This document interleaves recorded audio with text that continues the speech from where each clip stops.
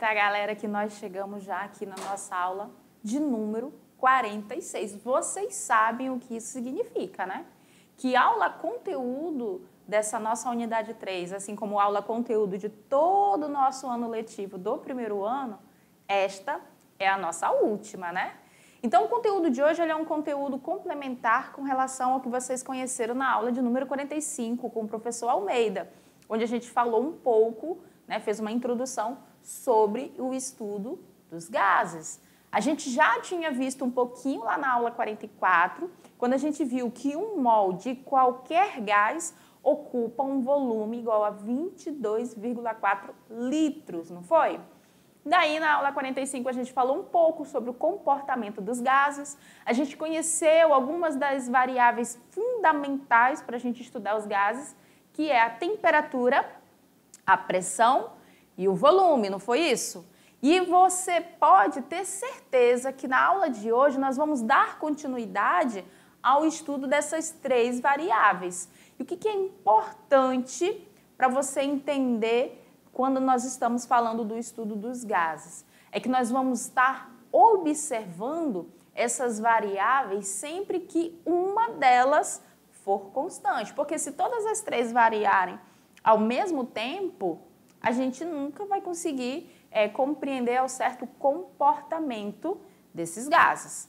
Então, hoje nós vamos falar sobre conteúdos complementares da aula anterior e vamos praticar cálculos matemáticos, vamos conhecer algumas fórmulas e trabalhar aquela matemática básica, né? Alô, Lucia, alô, Maurício, que vocês já estão acostumados.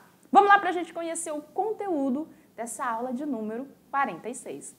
Então, nós vamos abordar a parte 2 do estudo dos gases, vamos conhecer a lei geral dos gases, lembrando que normalmente essa lei geral ela está fundamentada na ideia de um gás ideal, que é o parâmetro que nós usamos para poder dizer assim, para poder estudar os gases reais. O gás real ele é apenas um padrão de referência.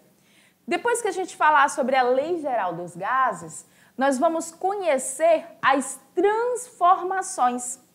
Vamos conhecer as transformações isotérmicas, isobáricas e isocóricas.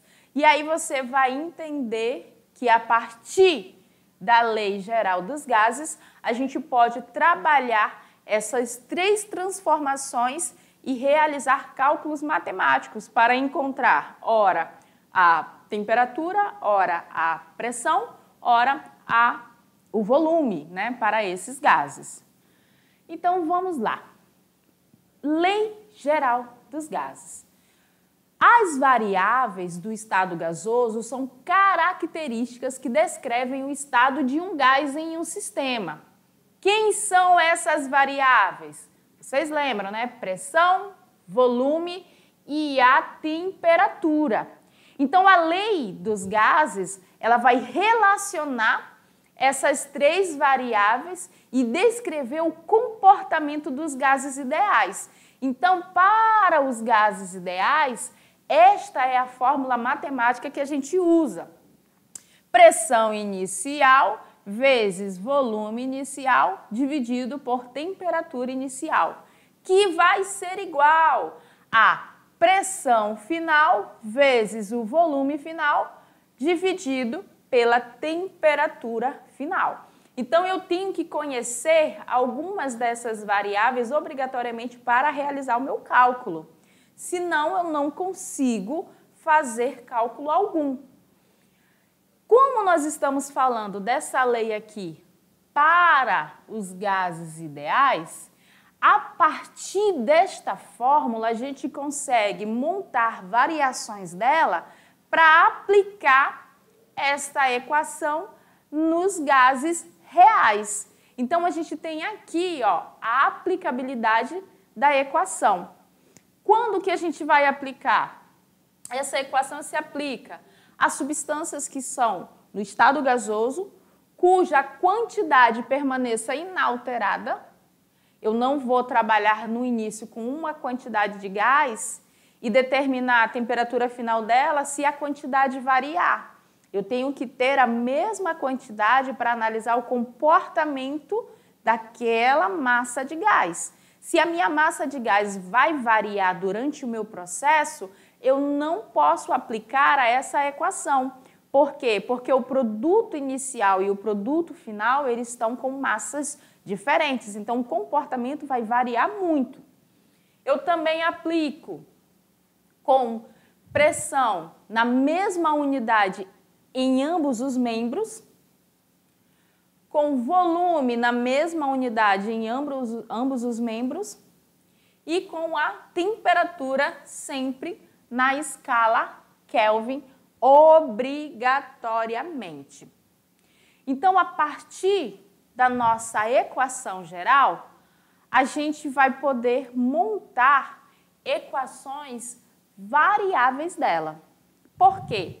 Porque quando a gente tiver uma substância gasosa na qual uma das três variáveis permanece constante, essa variável que se encontra constante, ela deixa de fazer parte da nossa equação. Por quê?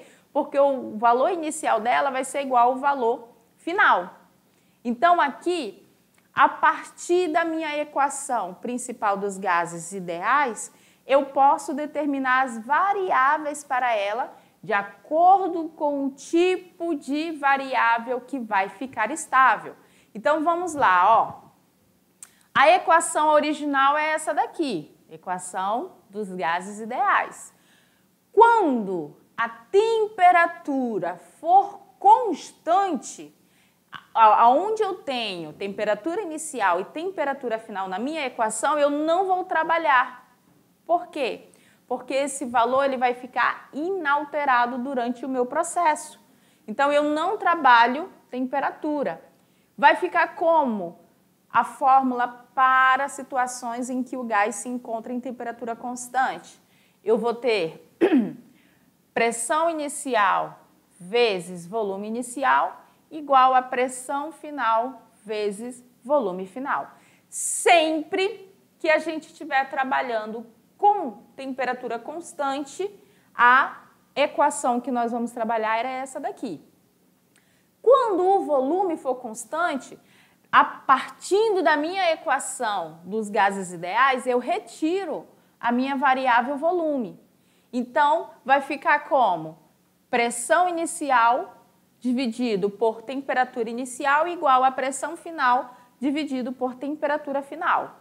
E quando nós tivermos a pressão constante, eu elimino a variável pressão da minha equação. Vai ficar volume inicial dividido por temperatura inicial igual a volume final dividido por temperatura final. Galerinha, e o que vocês têm que observar? Que todas as situações onde as nossas variáveis ficam constantes, elas vão ter nomes específicos dentro do nosso estudo, né, do estudo dos gases.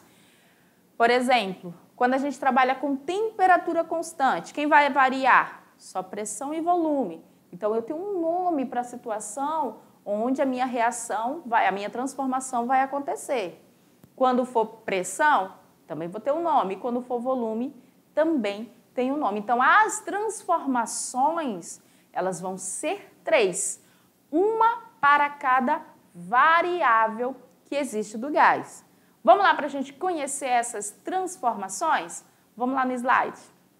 Então, olha só. Partindo da lei dos gases, o que a gente tem? Que a lei dos gases ideais, ela descreve o comportamento dos gases em relação a essas 3 variáveis, pressão, volume e temperatura, e também quantidade de substância. As transformações, elas são estudadas quando se mantém constante uma das variáveis de estado. Então, todas as vezes que a gente for estudar transformações gasosas, significa que ou a pressão está constante, ou a temperatura, ou ainda o volume. Nunca 2 variáveis, sempre uma variável vai ser constante. As outras 2 vão estar sempre ali variando os seus valores. Para observar a variação das outras variáveis, a partir da variação da fórmula dos gases ideais, que foi o que a gente fez agora há pouco, né? E aí a gente tem a equação geral, né? PV igual a nRT, onde P é a pressão do gás em Pascal ou atmosfera, V é o volume ocupado pelo gás, que pode ser dado em metros cúbicos ou litros, N é a quantidade de substância, é a quantidade de mols desse gás, e R é a nossa constante dos gases ideais. E quem é T, professora? T é a temperatura que tem que ser em Kelvin. Qual a primeira transformação que nós vamos conhecer? A isotérmica. Isotérmica. Iso quer dizer igual. Então, quando eu falo em transformações isotérmicas, quer dizer que a temperatura do início do processo é igual à temperatura do final do processo. Então, eu não tenho variação de temperatura. A minha temperatura nesse tipo de transformação, ela é constante. Ela não vai sofrer variação. Por isso, a termologia ISO, porque ISO é igual. Professora, então quer dizer que não vai ter variação nenhuma transformação? Vai. A temperatura é constante, mas as outras duas variáveis, que é pressão e volume, elas podem variar e elas vão estar variando. Então, o que você tem que observar?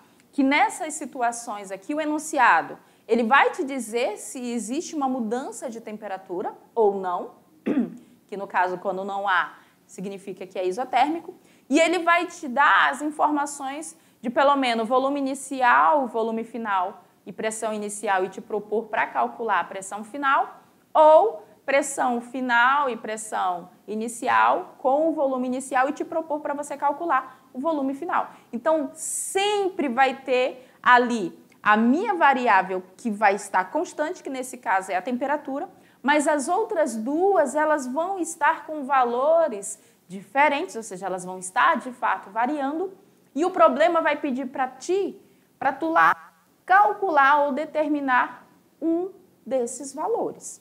Então, aqui dentro, você vai aplicar aquelas 3 fórmulas que a gente viu nos slides anteriores, para temperatura constante, para pressão constante e para volume constante. Nesse caso aqui, se eu estou falando de transformação isotérmica, quem não vai fazer parte do meu cálculo é a temperatura. Vamos ver como é que fica a fórmula para a gente determinar como que ocorrem as variações, as transformações isotérmicas? Bom, a gente está vendo que são transformações que ocorrem com uma certa massa gasosa, mantendo-se a temperatura constante. Então, vai variar pressão e volume.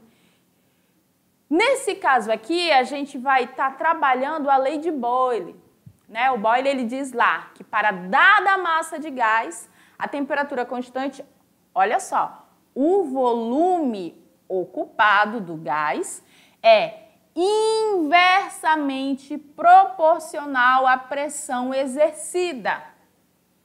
Olha só, aqui a minha temperatura é constante, vai variar quem? Pressão e volume. Aqui ele está dizendo que a massa de gás, na temperatura constante, o volume que essa massa de gás vai ocupar é inversamente proporcional à pressão exercida. Então, olha só, o que isso está te falando? Que minha temperatura é constante. Eu vou ter lá a variação somente da pressão e do volume, só que são inversamente proporcionais. Isso quer dizer que quando eu tiver uma pressão grande, uma pressão alta, o meu volume ocupado ali pelo gás vai ser um volume pequeno, né? Um volume pequeno.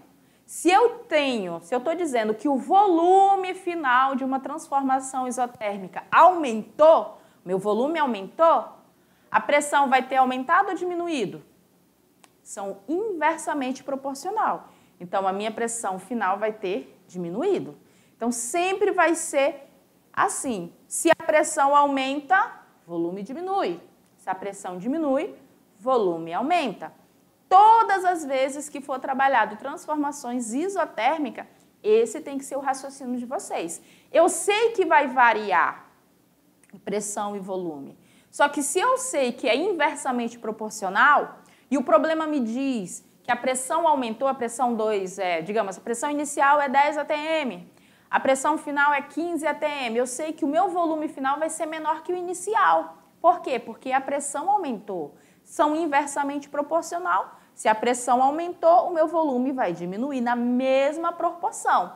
Então, se eu digo que eu dobrei a pressão, se a pressão inicial é um valor e a pressão final é o dobro, o meu volume, olha só, o meu volume final vai ser a metade do volume inicial, porque eles são inversamente proporcional. Ele vai diminuir na mesma proporção que a pressão aumentou. Então, tem que ter muita atenção nos enunciados para você resolver essas questões sem dúvida. Você sabendo que são inversamente proporcional, as chances de tu fazer um cálculo errado diminuem muito.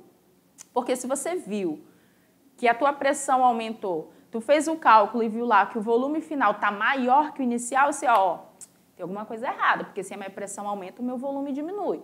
Aí você vai e refaz o teu cálculo. Tranquilo? Vamos lá para a gente conhecer qual a fórmula que a gente vai estar utilizando?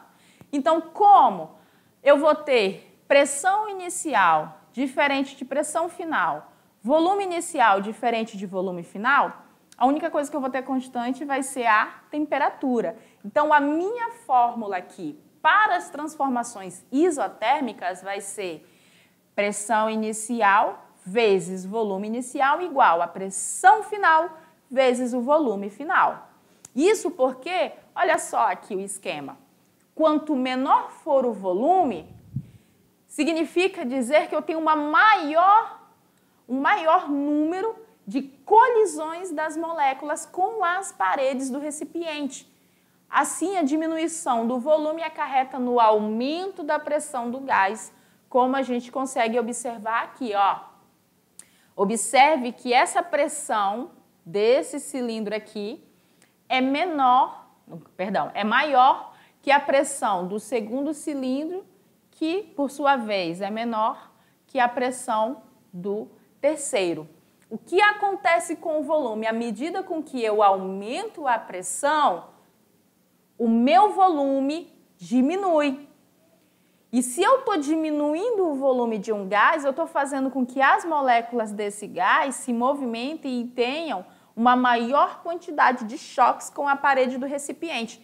É isso que faz com que a pressão seja maior, porque eu tenho mais colisões dessas moléculas com as paredes do nosso recipiente. Graficamente, nós temos essa representação, Aqui a pressão em atm, aqui o nosso volume em litros. Então, a gente tem ali, essa questão da variação da pressão inversamente proporcional à variação do nosso volume. Vamos praticar?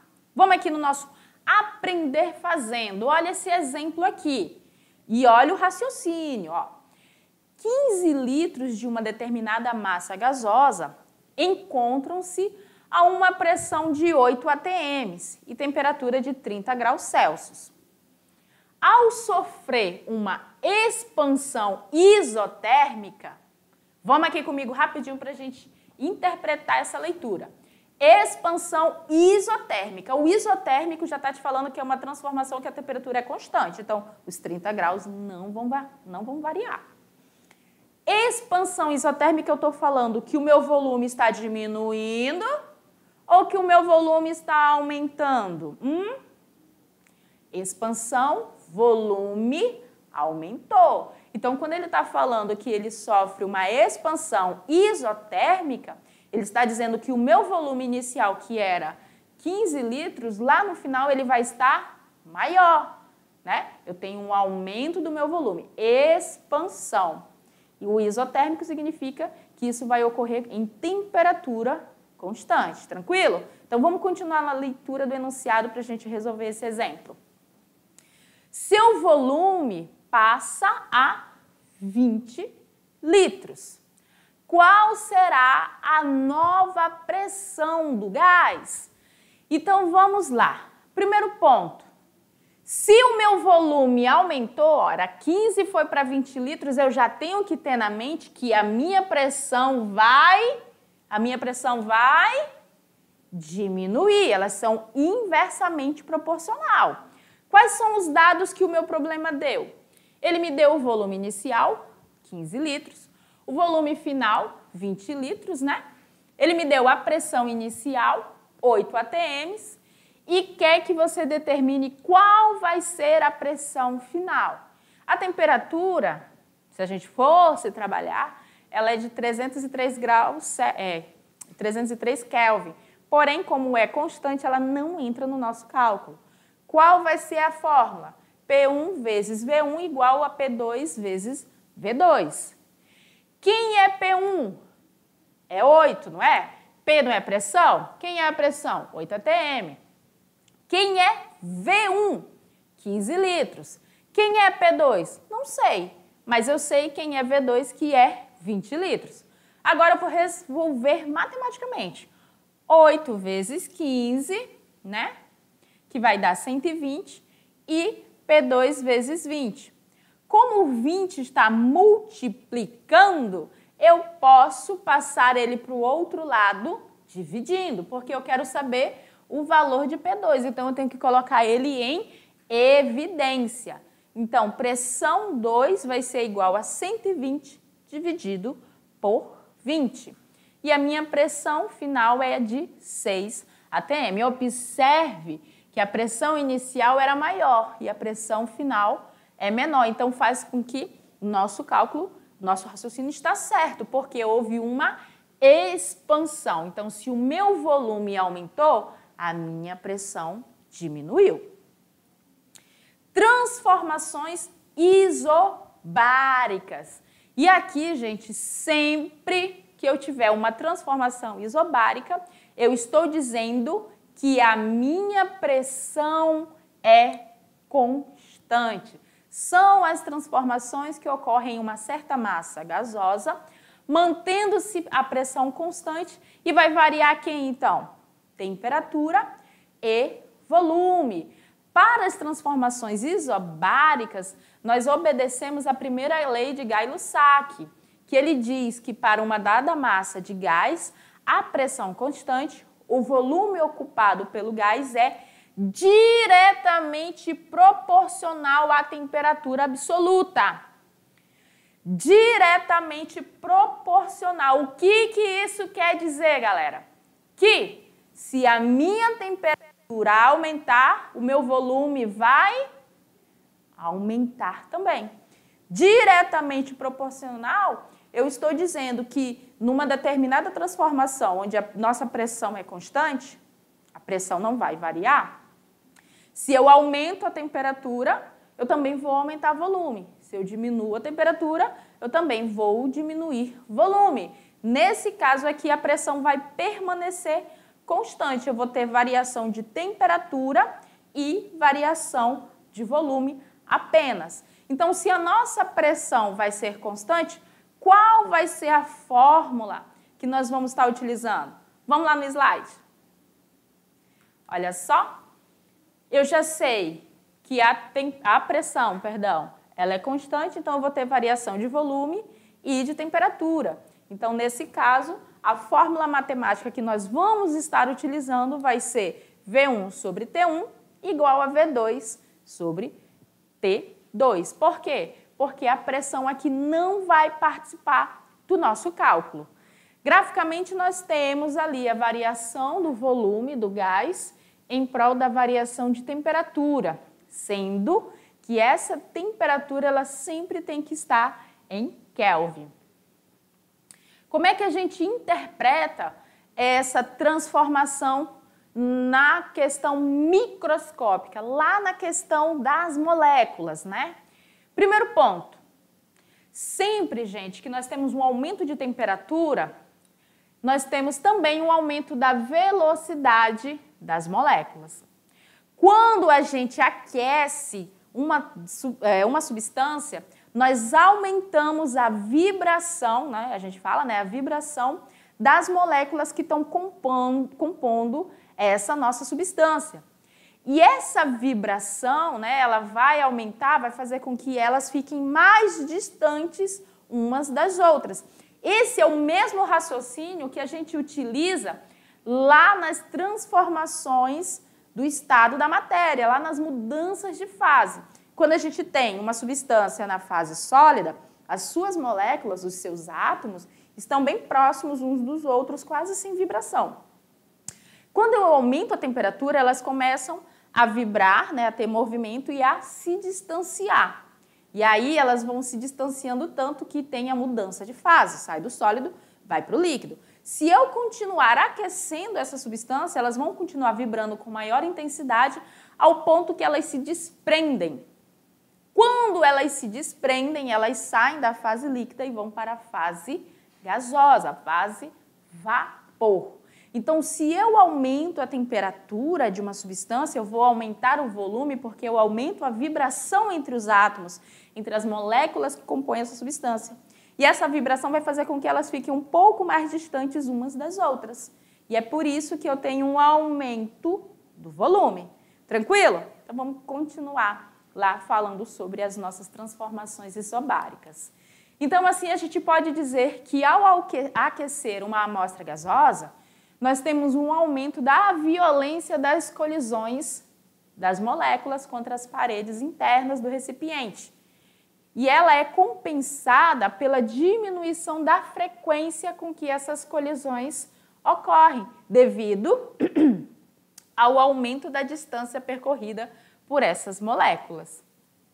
Vamos praticar? Olha só aqui, ó. No exemplo de número 2 diz o seguinte: um gás no estado 1 apresenta volume de 14 litros, pressão de 5 atm e temperatura de 300 Kelvin. Qual será o volume do gás em um estado 2 se a temperatura for dobrada, a pressão constante? Olha só, ele quer saber o volume. Ele me deu a temperatura inicial, que é 300 Kelvin, ele me deu a pressão, que é constante, então não vai variar, e ele quer saber qual vai ser o valor do meu volume se eu dobrar a minha temperatura. E aí o que você tem que ter em mente no raciocínio rápido e lógico para essa questão? São diretamente proporcional. Então, se eu aumento a temperatura, eu aumento o volume, certo? Se eu dobro a minha temperatura, o que vai acontecer com o meu volume?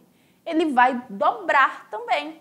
Então, se eu dobro a temperatura e eu tinha lá 300 Kelvin, vai para 600 Kelvin, o que vai acontecer com os 14 litros? Vai para o dobro, que é 28 litros. Então, aqui, só por eu saber que é diretamente proporcional, eu posso usar o raciocínio lógico sem fazer o nosso cálculo. E aí, a resposta correta seria a letra C. 28 litros. Mas, porém, no entanto, todavia, digamos que você prefere fazer o cálculo matemático para ter a certeza da resposta. Não tem problema. Vamos lá para a gente fazer? Vamos lá para a gente resolver junto. Ó, só pela lógica a gente chegou que a alternativa correta é a letra C. Mas, se você quer realizar o cálculo para ter a certeza, não tem problema. Qual é a fórmula que a gente vai usar? V1 sobre T1 igual a V2 sobre T2. Quem é V1? É 14. Quem é T1? É 300. Quem é V2? Eu não sei. Mas quem é T2 é 600. Eu dobrei a temperatura, então se eu tinha 300, vai para 600. Então vai ficar assim, ó. 14 sobre 300 igual a V2 sobre 600. O que eu faço? Multiplico cruzado. 300 vezes V2, que é igual a 14 vezes 600. Multiplicando 14 por 600, eu vou ter 8.400.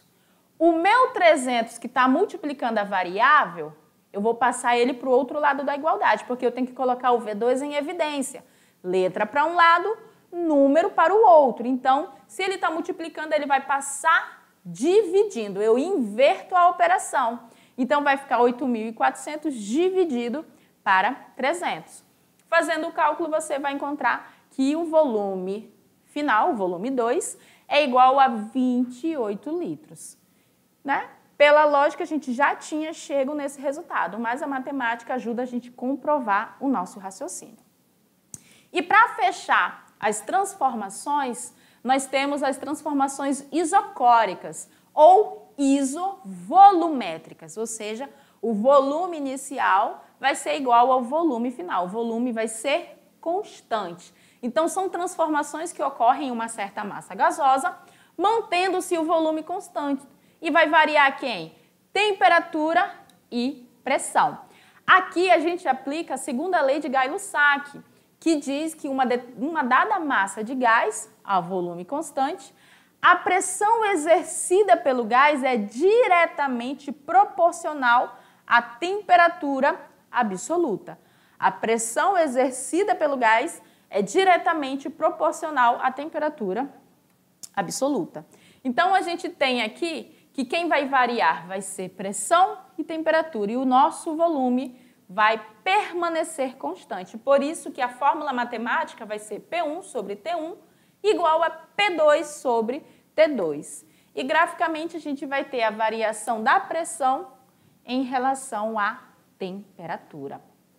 Nesse tipo de transformação, um aquecimento provoca um aumento da pressão da massa gasosa e o resfriamento, uma diminuição da pressão da massa gasosa. Por isso que eles são diretamente proporcional. Se eu aqueço, eu vou ter um aumento da pressão.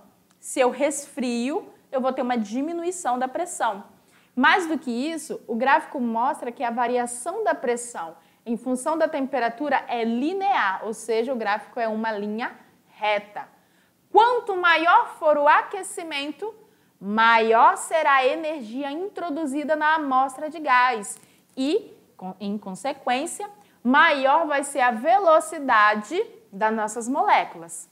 O aquecimento faz com que as moléculas colidam com maior velocidade contra as paredes internas do recipiente, acarretando no aumento da pressão. Por quê? Porque o volume não vai aumentar. Então, quanto mais eu aquecer, o volume vai ficar constante, eu vou ter mais colisão, então eu vou ter uma maior pressão aqui dentro do nosso recipiente. Vamos praticar para a gente ver como é que é? Exemplo de número 3. Diz o seguinte: antes de realizar uma viagem de carro, em um dia cuja temperatura era de 30 graus Celsius, um senhor calibrou seus pneus utilizando 3 atm de pressão. Quando chegou ao destino, depois de 5 horas de viagem, mediu novamente a pressão dos pneus e constatou 3,4 atm de pressão. Ou veja, a nossa pressão inicial era de 3. Quando passou-se 5 horas de viagem, a pressão no pneu estava de 3,4, ela aumentou. Sabendo que a variação do volume dos pneus é desprezível, ou seja, ela é constante, não vou considerar o volume, marque a alternativa que indique a temperatura em que se encontravam os pneus. Então, o que eu vou ter aqui? Eu vou querer saber quem é T2 para essa questão. Para saber quem é T2, eu preciso de P1, que nesse caso é 3, P2, que nesse caso é 3,4, e T1, que eu vou considerar a temperatura de 30 graus Celsius, que no caso aí, somando mais 273 Kelvin, vai dar 303 Kelvin. Esses são os dados que eu vou trabalhar para resolver essa questão. Substituindo na fórmula, eu tenho pressão inicial, que é 3, pressão final, que é 3,4. Temperatura inicial, que é 303, e a temperatura final, que eu não conheço. Multiplico o cruzado.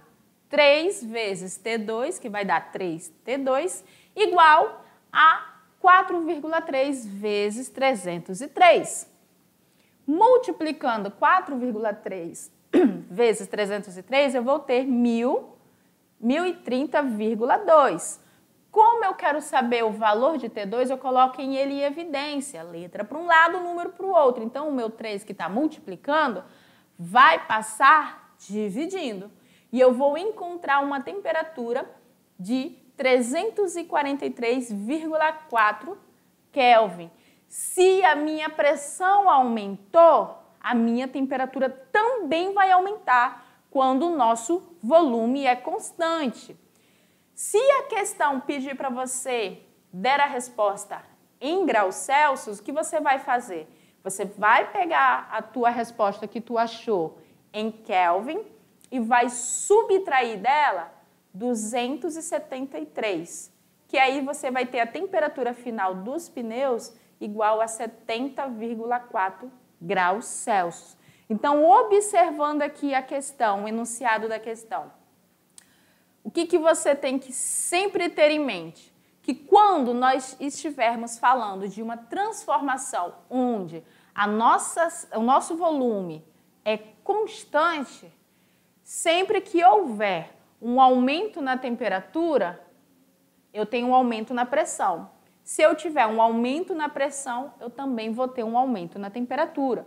Porque como o meu volume não vai variar, eu tenho que lembrar que essa variação que vai ocorrer na temperatura, ela vai implicar na pressão, no caso aí dos pneus. Porque o que acontece? Raciocina aqui comigo. Se o volume está constante, significa que eu não vou ter uma expansão. Eu não vou ter aumento no espaço ocupado por essa substância, por esse gás. Esse volume ali, ele vai estar sem variação nenhuma. À medida que o pneu vai rodando no asfalto, a temperatura ali ela vai aumentar. Devido ao atrito, devido ao pneu ser de borracha, a troca de calor com o asfalto, muitas questões. Mas eu vou ter um aumento da temperatura. Isso vai fazer com que o gás que está ali dentro, ele tenha uma maior vibração das suas moléculas, aumentando as colisões dele com as paredes do pneu. Vai aumentar, então, a pressão. Como eu não tenho um aumento do volume, a minha pressão ela vai realmente subir devido ao aumento dessa temperatura. Então, sempre que a gente estiver trabalhando questões, exercícios, exemplos que diga que é uma transformação isovolumétrica, você já tem que ter na mente, ó, meu volume não vai aumentar. Então, se a temperatura diminui, a minha pressão também vai diminuir. Se a temperatura aumenta, a minha pressão também vai aumentar. Elas são diretamente proporcionais. Se eu falasse ali que dobrou a pressão, a minha temperatura também dobraria. E assim sucessivamente, porque eles são relacionados. Então, galerinha, esse é o nosso último conteúdo, né? A nossa última aula conteúdo, né, da nossa unidade 3, assim como de todo o nosso ano letivo com vocês do primeiro ano. Eu peço que vocês se preparem para as avaliações, já vai conversando com o teu professor se tem dúvidas, pode entrar em contato conosco através dele para a gente estar mandando áudios, vídeos, o que for necessário para que essas dúvidas de vocês sejam sanadas. No mais, nessa aula aqui que a gente falou sobre essas 3 transformações, a gente vai ter já a nossa revisão de aula e depois a atividade. Mas aí você já vai observando, gente, a leitura dos enunciados, né? Para você já identificar os dados que tem e, lógico, observar o que o problema está pedindo para você calcular, para você determinar. Porque aí sim você vai ter um maior sucesso na resolução dessas atividades. No mais, a gente volta já para fazer a nossa revisão.